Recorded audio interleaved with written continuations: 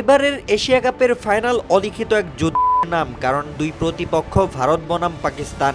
ক্রিকেটের বাহিরেও রাজনৈতিক টানপোড়েন ও ঐতিহাসিক দ্বন্দ্বে সম্পর্কিত ভারত পাকিস্তানের লড়াই মানেই বাড়তি উত্তেজনা, আর শিরোপা জিততে মরিয়া ভারত ও পাকিস্তান উভয় দলই। ট্রফি জেতার এই লড়াই দিয়ে শুরু হবে যুদ্ধ।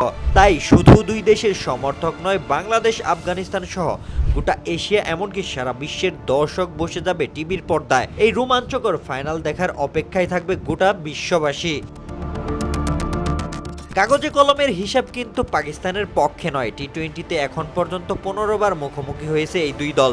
সেখানে ভারতের জয় 11, পাকিস্তানের মাত্র 3। এশিয়া কাপেও একই চিত্র। 21 ম্যাচে পাকিস্তান পেয়েছে 6 জয়, ভারতের ঝুলিতে রয়েছে 12টি। শুধু তাই নয়, গত 22 সালের পর টি-20তে ভারতের বিপক্ষে জয়ের মুখ দেখেনি পাকিস্তান।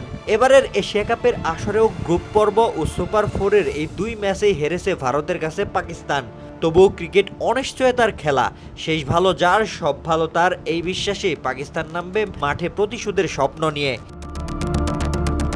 অন্যদিকে ভারতের অধিনায়ক সূর্যকুমার যাদব চাইবে তার দল নিজেদের আধিপত্য ধরে রেখে আরেকটি শিরোপা যোগ করতে। এখন অপেক্ষা শুধু একটাই প্রশ্নের, ইতিহাস লিখবে কে? পাকিস্তান কি ভাঙতে পারবে ভারতের দুর্ভেদ্য দেয়াল, নাকি ভারত আবারও প্রমাণ করবে তারা এশিয়ার সেরা শক্তি? মঞ্চ প্রস্তুত, সময় গুনছে কোটি ভক্ত। ভারত বনাম পাকিস্তানের এই জমজমাট লড়াইয়ে ফাইনালের ম্যাচে শিরোপা কার হাতে ওঠে? রোশন মনির, আলটিমেট স্পোর্টস।